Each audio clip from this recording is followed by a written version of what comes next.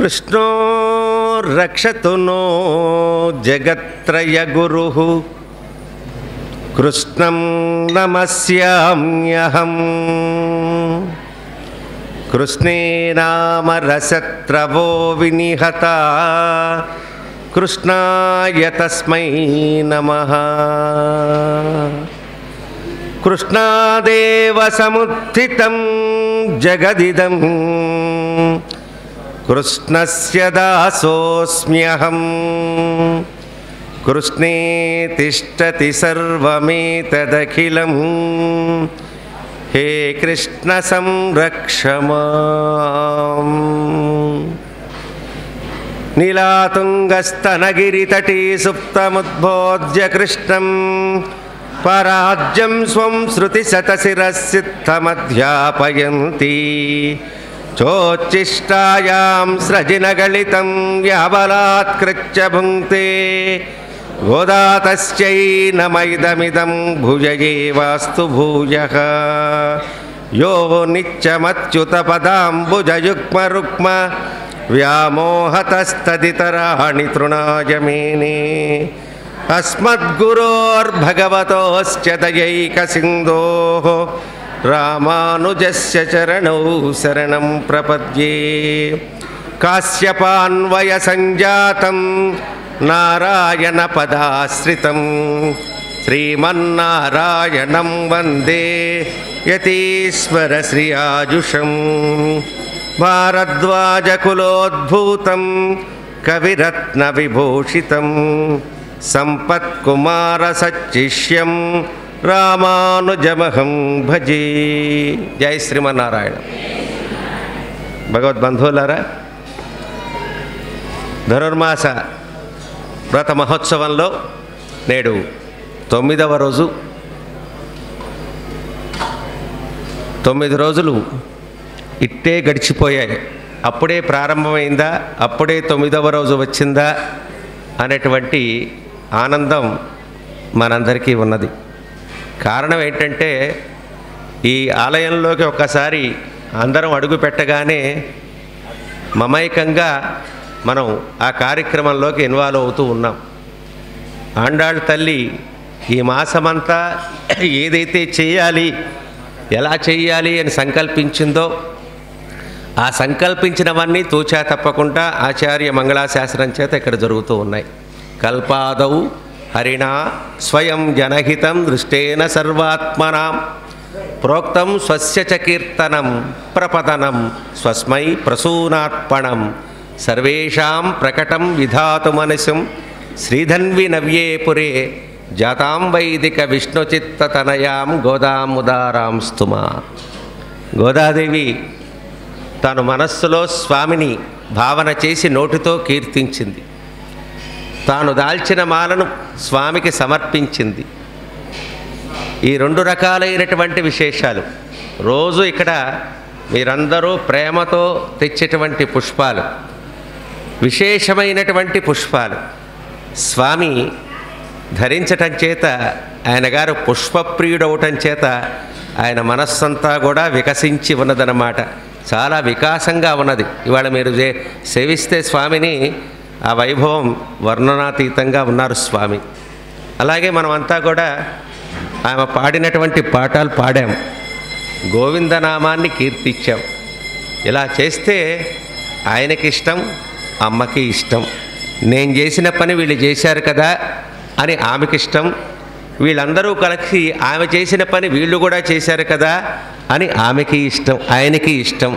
కాబట్టి ఆ రకమైనటువంటి ప్రియమైనటువంటి కార్యాలన్నింటినీ కూడా మనమంతా కూడా ఇక్కడ చేసుకునేటువంటి ఒక విలక్షణమైనటువంటి యోగ్యతను పెరుమాళ్ళు మనకు కలిగించినందుకు స్వామికి కృతజ్ఞత చెప్పుకుంటూ, ఈ 9వ పాసరంలో ఒక విలక్షణమైనటువంటి అంశం దాగి ఉన్నది. అది మనం విశేషంగా మనం సాయంత్రం చెప్పుకోబోతున్నాం. కాబట్టి నిన్నటి పాసురంలో మరొక విశేషం కూడా దాటి ఉన్నదన్నమాట. ఆ విశేషాన్ని ఇప్పుడు మనం చెప్పుకునే ప్రయత్నం చేద్దాం. నిన్న భగవత్ అనుభవంలో దహర ఉపాసన చేస్తున్నటువంటి ఒక ఆమెను మనమంతా కూడా మేల్కొల్పటం జరిగిందన్నమాట. అంటే హృదయంలో ఉన్నటువంటి అంతర్యామిని ఆమె గారు మేల్కొల్పటం జరిగింది. అలాంటి వారి యొక్క అనుగ్రహం మన మీద ప్రసరించబడాలి అని చెప్పి మనం ఆ రకమైనటువంటి ఉపాసనా విధానాన్ని ఎలా ఉంటుందో కీజువాణం వెల్రం ఎరుమై సిరువీడు అనేటువంటి పాసరంలో మన హృదయాకాశంలో ఉన్నటువంటి ఆ యొక్క స్వామిని మేల్కొలిపే విధానం, భగవంతుడు ఏ రకంగా ఉంటాడు, ఎన్ని గుణాలు ఉంటాయి, ఆ గుణముల యొక్క విశేషాలన్నింటినీ కూడా మనం చెప్పుకుంటూ ఉన్నామన్నమాట. ఎందుకని ఇప్పుడు మేల్కొల్పబడేటువంటి ఈ గోపికలందరూ కూడా భగవంతుని ప్రేమించిన వారు, భగవంతుని చేత ప్రేమింపబడినటువంటి వారు అవటం చేత వాళ్ళందరూ కూడా ఆ రకంగానే ఉంటుందన్నమాట. ప్రేమ ఎలా ఉండాలండి అంటే తైలధారలాగా, తైలధారవత్ అవిశ్చిన్న స్మృతి సంతాన రూపా భక్తి. నూనె ధారలాగా అవిచ్ఛిన్నమైనటువంటి భక్తి ప్రవహిస్తూ ఉండాలట. అంటే మనం సాధారణంగా కళ్ళు మూసుకుంటే ఏముండాలండి, ఒక లిప్తపాటుగా ఆయన దర్శనం మనకు కలుగుతుంది. ఆ క్షణం ఆ దృశ్యం తొలగిపోతుంది. తొలగిపోగానే మళ్ళా మరొకసారి ధ్యానం చేసామనుకోండి, మరొకసారి ఆ రూపం అలాగా రావాలి. అలా చేస్తే మనం ఏదైతే ధ్యానం చేస్తున్నామో, దేన్నైతే ఉపాసన చేద్దామో అనుకున్నామో ఆ రకమైనటువంటి రూపం మనందరికీ కూడా ప్రీతిపూర్వకంగా అనుధ్యానం కావాలన్నమాట. ఆ భక్తి అది ప్రేమపూరితమైనటువంటి భావనతో కలిగి ఉండాలి. ఎవరికి కలిగి ఉండాలి? ప్రేమించిన వారికి కావాలి, ప్రేమించబడిన వారికి ఆ రకమైనటువంటి అనుభవం కావాలి. ఈ రెండు రకాలైనటువంటి అనుభవం ఉంటేనే అది నిజమైనటువంటి భక్తి, తైలధారలాగా అవిచ్ఛిన్నంగా ఉండేటువంటి భక్తి అనేటువంటిది తెలుస్తుందన్నమాట. కురుక్షేత్ర సంగ్రామం అయిపోయింది.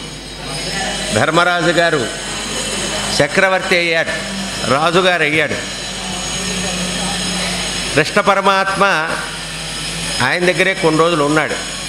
ఎందుకనిట, ఇంకా దుర్యోధనుడికి ఇష్టమైనటువంటి వాళ్ళు కొంతమంది ఉండటం చేత వాళ్ళ వల్ల ఏమైనా ఇక్కడ ఇబ్బందులు ఇక్కట్లు కలుగుతాయో ఏమో అనేటువంటి భావన చేత అక్కడే ఉండి రాజకార్యాలన్నీ కూడా సవరిస్తూ ఉన్నాడు కృష్ణ పరమాత్మ. ఓసారి ధర్మరాజు గారు శ్రీకృష్ణ మందిరానికి వచ్చాడు.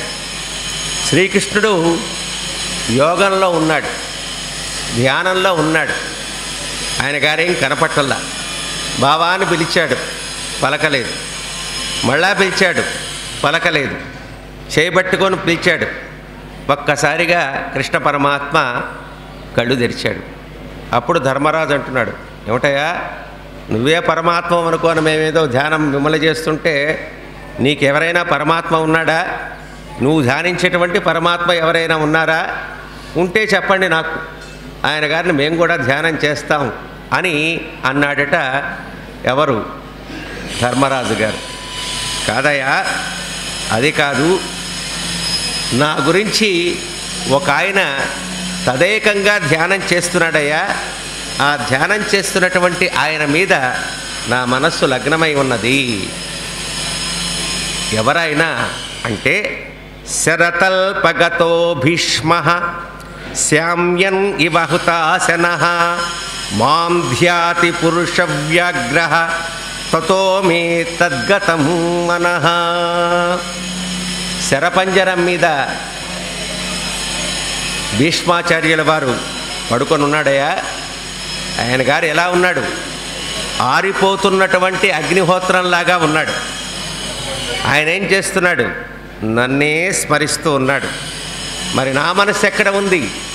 యోమే భక్త సచమే ప్రియ అన్నట్లుగా నా మనస్సు ఆయన యందే లగ్నమై ఉన్నదన్నమాట.